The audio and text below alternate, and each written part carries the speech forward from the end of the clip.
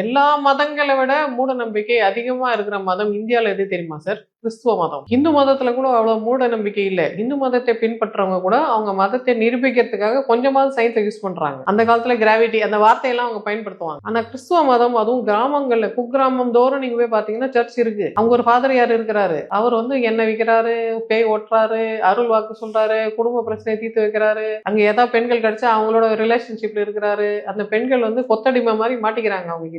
நீங்க உங்களுக்கு வயிற்று வலி சரியாகணுமா, நெஞ்சு வலி சரியாகணுமா, நான் ஜெபம் பண்ற இந்த டிவி மேல கை வைங்கன்னு டிவியில சொல்லிட்டு இருக்காரு.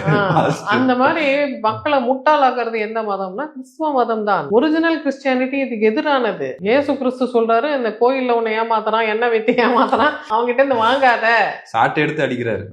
ஆனா இவங்க திரும்ப என்ன வைக்கிறாங்க பாருங்க. சர்ச் ஃபாதர் சொன்னானா, எனக்கு கடவுள் அருளால 5 குழந்தை பிறக்கும்னு சொன்னாங்க, ஒரு குழந்தைக்கு அவட அம்மா இவ, மீதி அப்படின்னு கேக்குறான். அங்க இருக்கிற பெண்கள் எல்லாம் சிரிக்கிறான். அப்போ இன்னொரு பெண் கேக்குறாங்க, இந்த பெண்களுக்காவது புத்தி இருக்குதா, அவன் என்ன சொல்ல வர்றாருன்னு இவங்களுக்கு புரியுதா, அவர் நம்மளை பத்தி அசிங்கமா பேசுறாருன்னே தெரியாம இந்த பெண்கள் சிரிச்சிட்டு இருக்காங்க.